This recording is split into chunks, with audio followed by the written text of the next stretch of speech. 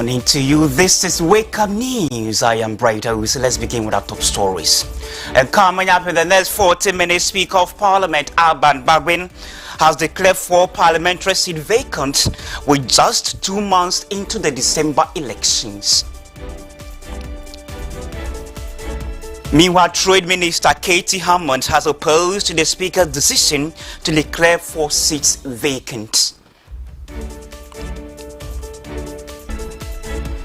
And on your election court, the NDC take legal action to hold the Electoral Commission's plans to print parliamentary ballot papers and poll notices for the Amanfi Central constituency. And in business, government and stakeholders urge to collaborate in strengthening Ghana's food security. And coming up on the international front, Iran warns of retaliation as Israeli strike intensify across Lebanon, Syria.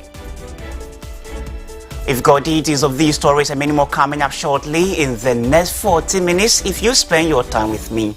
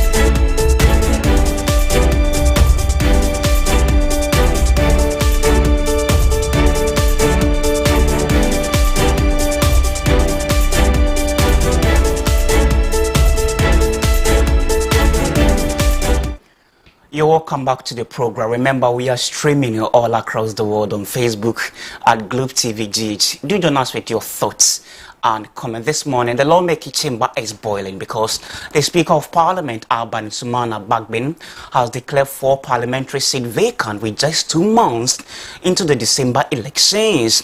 This move imparts the balance of power in Ghana's hung parliament, where the governing New Patriotic Party held a slim majority.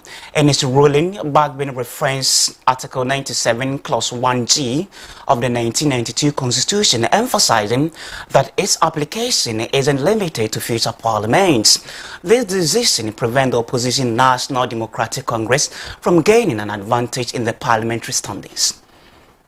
Honourable members, it is important to point out that the Speaker is called upon by the standing orders of Parliament, particularly Order 18, to inform the House of the occurrence of a vacancy of the seat of a member under Clause 1B to E, G, and H of Article 97 of the Constitution.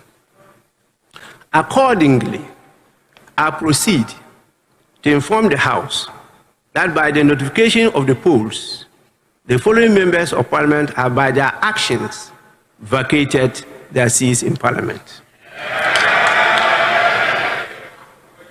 The members are Honourable Peter Yao Kwache Aka, NDC MP for Amanfi Central in the Western Region, now referred to as an independent parliamentary candidate for the same constituency. 2, Honourable Andrew Amwako Asiama, independent member for Fomna constituency in Ashanti region, now referred to as MPP parliamentary candidate for the constituency. 3, Honourable Kojo Asante, MPP MP for Suhum in the Eastern region, now referred to as independent candidate for the same constituency. And finally, Honourable Cynthia Mamile Morrison, MPP MP for Agona West constituency in the Central region, now referred to as independent candidate for the same constituency. These MPs cannot be allowed by law and my good self to continue to pretend to be representing people that they don't believe in and they don't have any loyalty for in this house any longer. The house is accordingly so informed. Honorable members, I thank you for your patience and attention. The now minority leader per the Speaker's ruling, Alexander Finyomakin, has accused the Speaker of Parliament, Agban Bagwin, of citing in favor of the National Democratic Congress.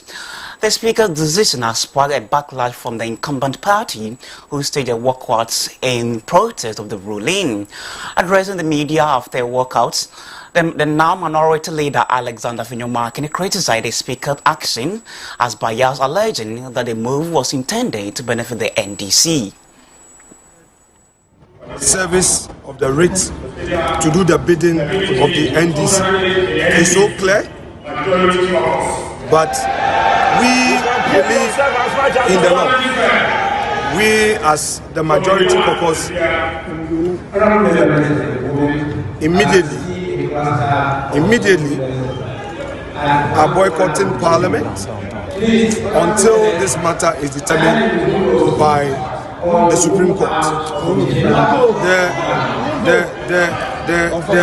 The Speaker has no right to interpret the Constitution, and it is so clear that what he did was to give advantage to the NDC and do the bidding of the NDC. We are not going to go further to litigate. We have a process at the court. We'll follow it up. If the court makes a pronouncement, we'll respect the orders of the court. But because we believe that the issues we have raised are issues. Let's stay a little longer in Parliament, because the Trade and Industry Minister Kwabena Tahir Hammond has voiced strong opposition to the Speakers of Parliament's recent decision to declare 4 seats vacant. According to him, Alban Bagman overstepped his authority, and the matter should have been referred to the Supreme Court for interpretation. We think it's very wrong, it's fundamentally wrong. Yes, there are these provisions that is alluded to, but as far as we are concerned, the import of those provisions, the import is not what he has articulated today. These individuals have said that going into the next election, not this Parliament, going into the election 20th in December and going to next Parliament, 2025 Parliament, they propose to be independent candidates. We think that it's absolutely nothing to do with their standing now as members of the current Parliament. We think it is wrong. We filed documents in the Supreme Court for interpretation. The Speaker himself has said that these are matters which call for interpretation. Somehow he's taking the matters out himself, and he's rude that those people have vacated their position, thereby declaring us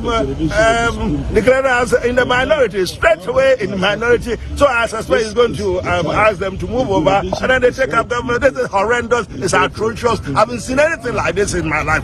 But then talking about my life, this particular.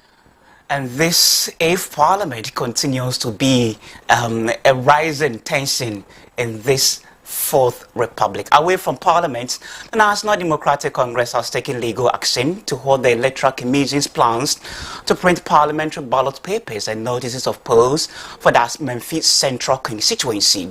This move comes after the EC disqualified the NDC's parliamentary candidate Joanna Jan Kujo due to an interlocutory injunction from the Secondary High Court. The court's injunction prevents the EC from recognizing Kujo as the NDC candidate for the December elections, citing a pending lawsuit over her eligibility. With the matter unresolved, the NDC argues that the proceeding with ballot printing would undermine the legal process and the candidate's rights. Now and void. It effectively resets the clock. The interlocutory injunction tied to the May election became legally moot. Yet, despite this undeniable fact, the Electoral Commission, in an astounding display of incompetence and recklessness and bad faith, has gone ahead to disqualify Joanna Jan Kujo. The decision to disqualify Joanna Jan Kujo is legally baseless, morally indefensible, and a slap in the face of our democratic principles. The court documents have been filed, and we have secured an injunction to restrain the Electoral Commission from printing ballot papers, from issuing notices of poll, and from taking any further action towards the election in Amenfi Central until this matter is fully resolved. The court battle is only one front in this war. We are not stopping there. The NDC is mobilizing, and our supporters across the country are ready to rise up in defense of democracy. We will not allow this injustice to pass. The people of Amenfi Central will not be silenced. The NDC will fight back with everything we've got, and we will not stop until justice is done and the will of the people is restored. The people of Ghana must not be fooled. The disqualification of Madame Joanna Giancuccio is part of a broader pattern of misconduct by the Electoral Commission that has shown time and again that it is unfit to be the referee for our democratic process. From South to Amenfi Central, the EC's actions reveal a dangerous intent to rig the elections, not through the ballot box, but through legal trickery, and are now. Now, with just 50 days to election 2024, you can always, and as always, count on Globe TV, because we have the later development when it comes to election court, and you can always trust your election court. Away from election-related stories, the ranking member on the Committee on Environment, Science and Technology, Emmanuel Mafo, is hopeful that the Environment Protection Authority Bill will address pressing environmental issues, including illegal mining and climate change, once passed. He notes that the Environmental Protection Agency's current status lacks the necessary teeth to tackle these problems, but the bill will change that, becoming a crucial tool in the fight against illegal mining. Okay, so first of all, we are happy that Parliament today passed concluded the consideration of the Environmental Protection Authority bill. The purpose of the bill basically is to try and consolidate all the environmental laws, the major environmental legislations that we have, so that we can put all of them together and get one, if like a one-stop legislation for the environment. So we've put together the establishment of the Environmental Protection Authority, which is a very significant aspect of this bill, because over the years the EPA, which is the Environmental Protection Agency, has been operating as an agency, and we think that the time has come for the environmental protection matters to be brought, up the ladder. And so the Environmental Protection Authority will now have the powers to be able to enforce all environmental issues. And so the issue about water pollution in the Galamsey areas, or industrial pollution, or sound pollution, air pollution, and solid waste pollution and all that. So all the environmental standards that we have in Ghana, now the EPA by this legislation will be positioned to be able to have the muscle to enforce environmental laws in Ghana. Again, this bill is seeking to make provisions for the regulation of climate change matters, which is an important emerging global issue. Well, I expect that when Parliament has the third reading has gone through, and the law is finally passed and leaves the princes of Parliament, I expect that the President will hurriedly assent to the bill, so that EPA will now be positioned, as I said, as an authority to be able to enforce all the environmental standards, so that the public will also be in a position to be able to, as it were, demand accountability from EPA, that now we have given you the authority, we have elevated you, as it were. We want to see enforcement of environmental standards in Ghana, in a new, different dimension. Okay, so first of all, we are happy that Do you still practice the COVID-19 hygiene protocol, the hand washing? If you don't, the Minister for Sanitation and Water Resources, Lydia Siram Al-Hassan, has voiced a concern about the decline in hand washing habit among Ghanaians in the COVID-19 pandemic. She expressed this worry while commemorating Global Hand Washing Day with students at the Bawalesi Presbyterian Cluster of Schools in East Lagos. Speaking at this year's commemoration of Global Hand Washing Day with students at the Bawalesi Presbyterian Cluster of Schools in East Legon, the minister emphasized the urgent need for Ghanaians to recommend to good hygiene practices. She expressed concern that many washing stations installed during the pandemic have disappeared or are now non-functional, lacking basic necessities like soap and water. This is a stark contrast to the hygiene measures observed during the pandemic. The minister stressed that it's crucial to revive effort to make hand washing with soap and water a regular and sustainable behavior among Ghanaians. COVID, baby obefebia na Veronica basket ewo because in say ebua yen but a 4 year na jaye. In fact, most places almost Veronica bucket that were hot camp I been no almost say na moda so you so way but bibia ebua intimate stretching among for say my giant sahoho uche obi osuso niema mu ode osaso table so bibia obeye bia owo onsa ho tene a because bia yensa koye honimo preventing from cold influenza. The headmistress of Bawalesi Presbyterian Cluster of Schools, Theodora Amwakwenche, encouraged students to become champions of hand washing, extending its benefits to their families. I'm saying that she a drama vendors, Nakasashi a drama. I'm a much the NTI say ye be a who your science Yakoyane and Sayaye Biane Ankasa. It's a foot only says, say you know your cost so na your whole and say ya. Yes, sure say you back hospital, there be a Yawa to take it in there, there be a attacking Ankasa attacking ma and community be or be me did say a young who to be did say a who year.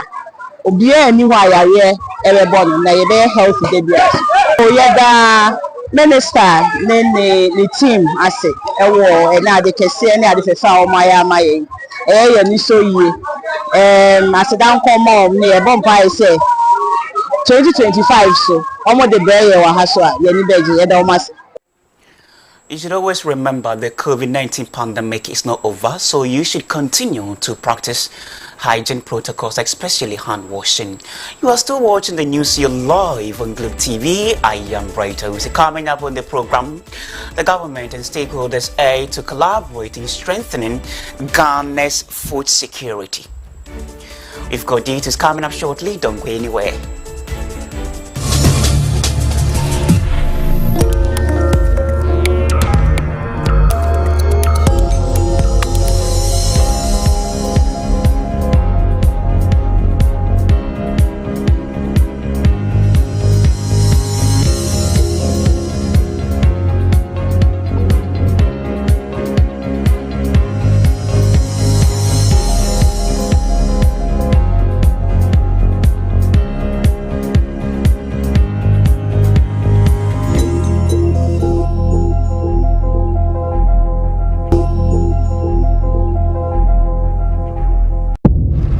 Welcome back to the program. Remember, we are streaming the bulletin all across the world on Facebook at Globe TV GH. You can join us with your thoughts and comment. To some other story, the Executive Secretary of the Ghana Grains Council, Emily Afaribia Boyne, is urging government and stakeholders to collaborate in strengthening Ghana's food security.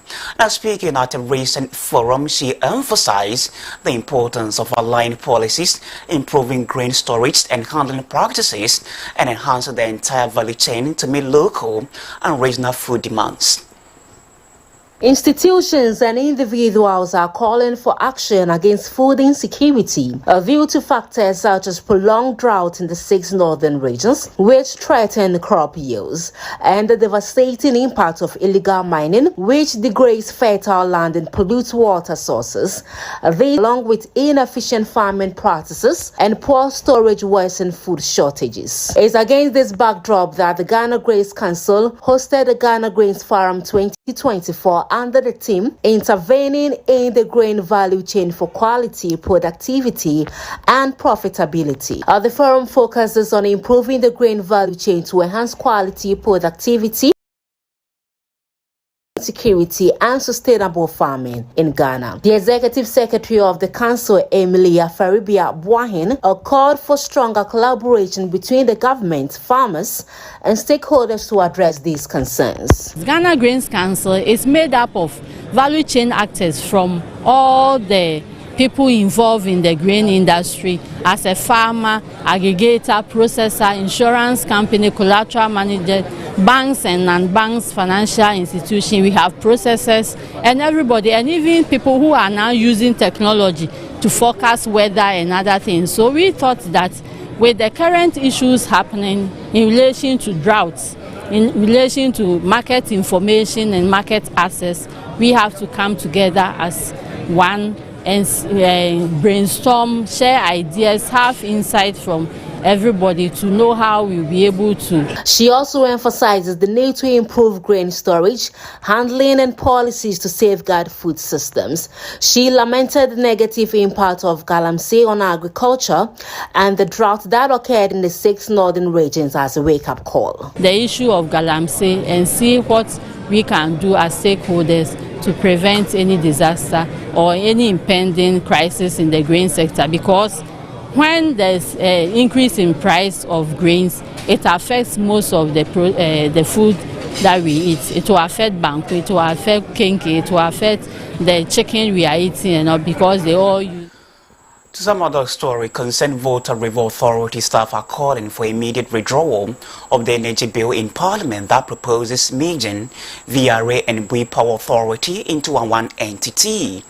According to the national chairman of the VRA Senior Staff Association, Theophilus Tete Ahian, the merger could result in the sale of key hydro assets of VRA to private entity, which would not be in the best interest of Ghanaians.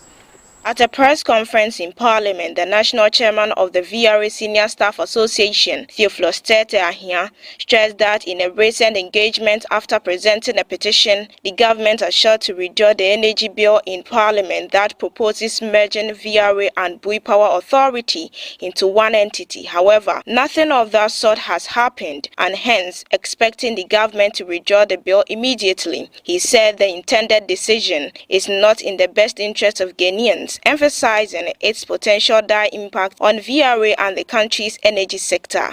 What we are saying is that the Volta River Authority is very efficient, it's reliable, and the power from the Volta River Authority generation plants are the cheapest in this country. Therefore, we are asking that the bills brought before the Parliament should be rejected by the honorable members of this Parliament, that it is not going to inure to the benefit of the people of this country. We are saying that the Volta River Authority is a national security asset. It is the only institution that protects our economy and our energy security of this country. So therefore, the attempt to merge the Volta River Authority Hydro and that of the Bui Power Authority, separation of the VRA thermal asset, and creation of Thermal Power Authority, and eventual sale. Theophilus Tete further said VRA is well managed, emphasizing that it is among the best hydro generating plants in the world, ranking 3rd out of 350 hydro generating plants. Where from that assertion? We have been there for 27 years, and I can tell you, you can go to all the IPPs that are producing power in this country today. You will find a VRA staff there. You will find a former VRA staff there. That tells you that the Volta River Authority is very efficient. It has trained all its staff very well. We have professionals all across this country who are managing. Today, you will never see any white-skinned person in any voter review authority facility. The recent one is the relocation of the American thermal plant from AWUSI to Kumasi. Look, this thing they said it is not possible for a Ghanaian to do it. But let me tell you, I stand here with my colleagues and we beat our chest. And coming up on the international front, Iran warns of retaliation as Israeli strike intensify across Lebanon, Syria. Details arrive shortly. Stay with us.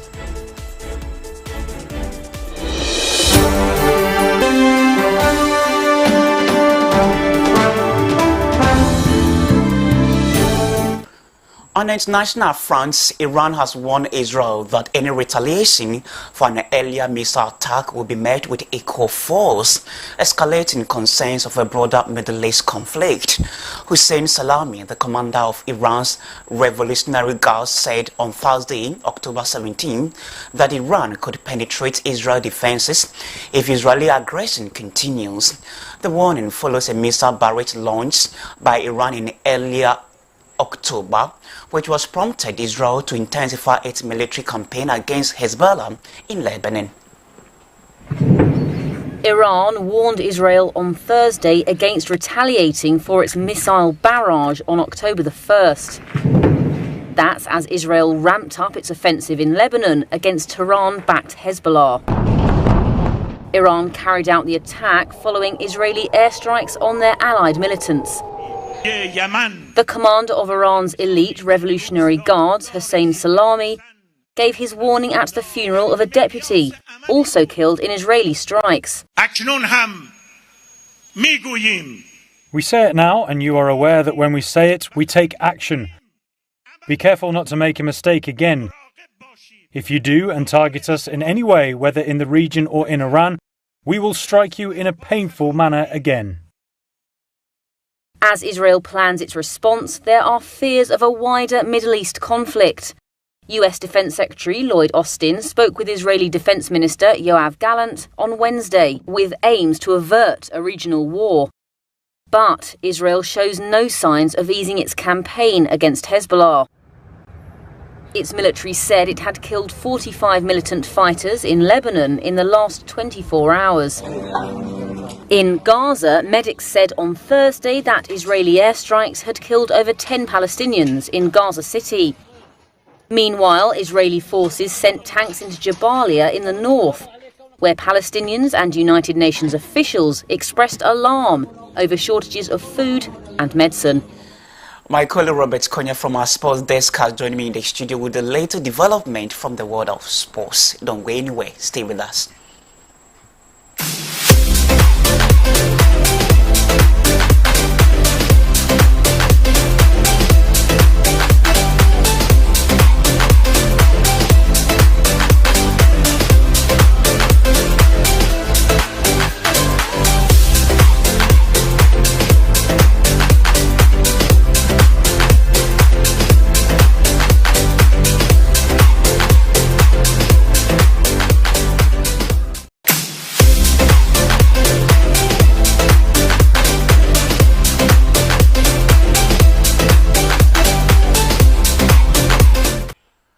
After a painful defeat to Sudan in Libya, Otuado has finally spoken about that game. We have that for you this morning, and also the National Under-15 Championship is still ongoing. We had games yesterday. We'll give you results from those games. Now, the Wafu Zombie Championship is also ongoing, and Ghana drew their first game in their group. Lots of stories, including Kyle Walker, who has spoken about the appointment of Thomas Tuchel. We have so many stories, including these ones for you right after the break.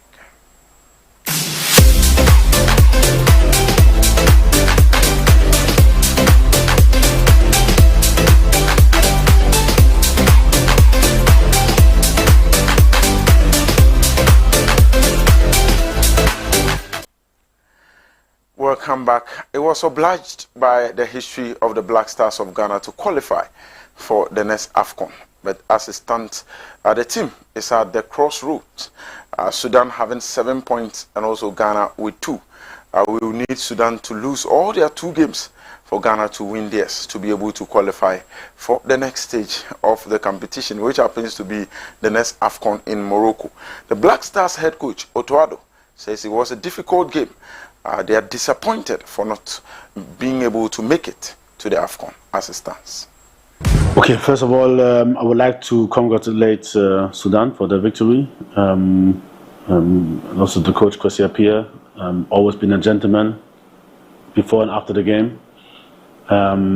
They did well. They showed passion in their match. And I would like to congratulate them for this. Then surely I want to thank the team for at least trying, knowing that it was not good enough. I think we had a good talk afterwards. I had individual talks with players where we attacked certain issues and certain scenes, and I hope it was fruitful to hold this chance alive. And reflections on the game, you know, it's like, and I think I need to go a little bit, not only on this game, but a little bit more behind.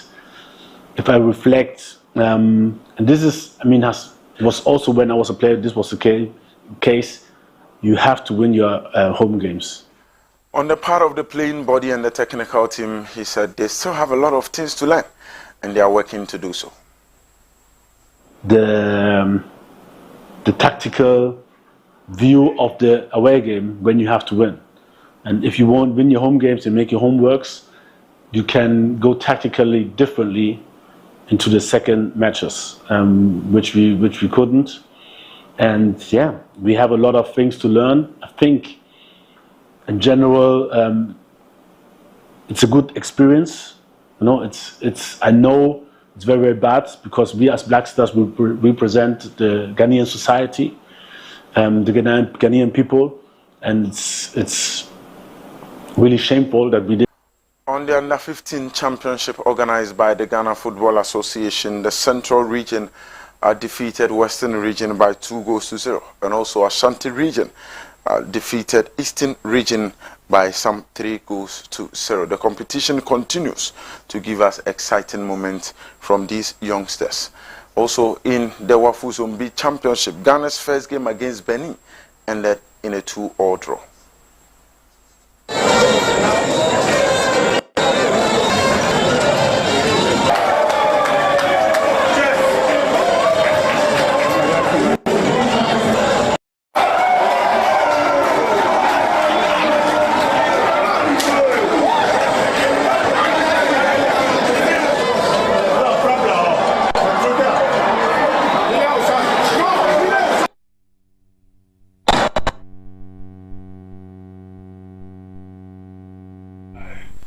Now let's focus on the Women's Champions League in Europe. FC20 lost at home by 3-1 to Sonia Bompasta and her Chelsea. For Lauren James.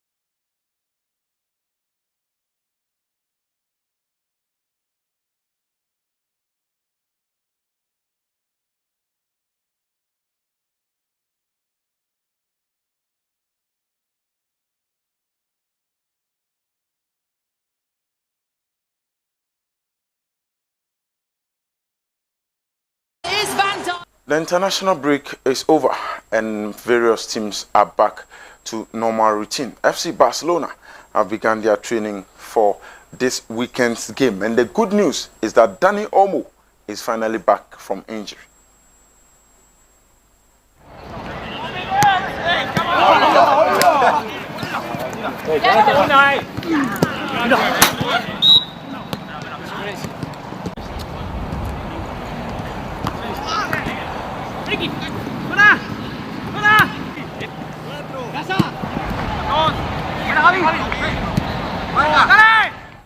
On the part of Real Madrid Football Club, they've also welcomed all their internationals back.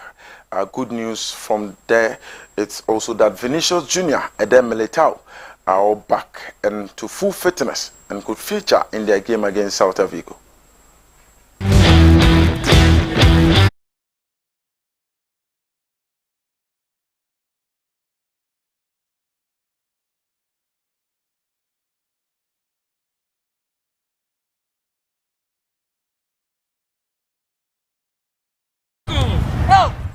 Earlier this week, it was announced that Thomas Tuchel, the German, the former Chelsea manager, has been announced to take over the job for the Three Lions of England. There have been a lot of criticisms about the decision. Now, Kyle Walker, who plays for Manchester City and also one of the captains for the Three Lions, believes it's not about nationality, but the coach who can lead the Three Lions to a title is the most important thing.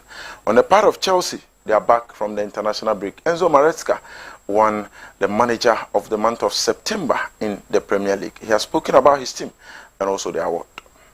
He's winning so many trophies in this moment, so one more. This kind of awards, they are not going to change him.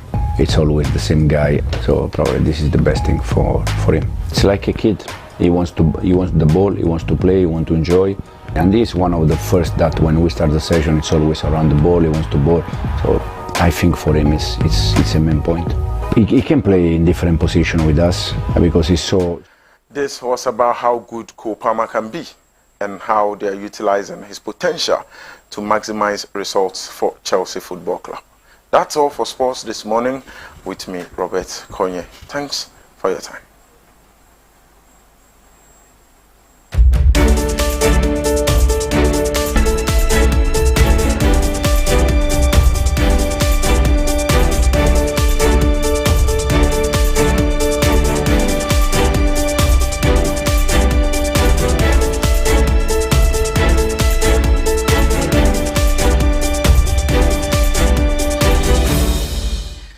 You're welcome back to the program. We take a recap of our top story. Speaker of Parliament Alban Simona Bagbin has declared 4 seats vacant with just 2 months into the December elections. Meanwhile, Trade and Industry Minister Katie Hammond has opposed the Speaker's decision to declare 4 seats vacant. You also heard from the international front where Iran warns of retaliation as Israeli strike intensify across Lebanon, Syria. And that will be for the bulletin on behalf of the entire production team led by Alexander Hineja and directed by Abna Makafui. Many thanks for watching. I am Bright AWUSI. Have a good morning and enjoy the rest of our programs. Bye-bye.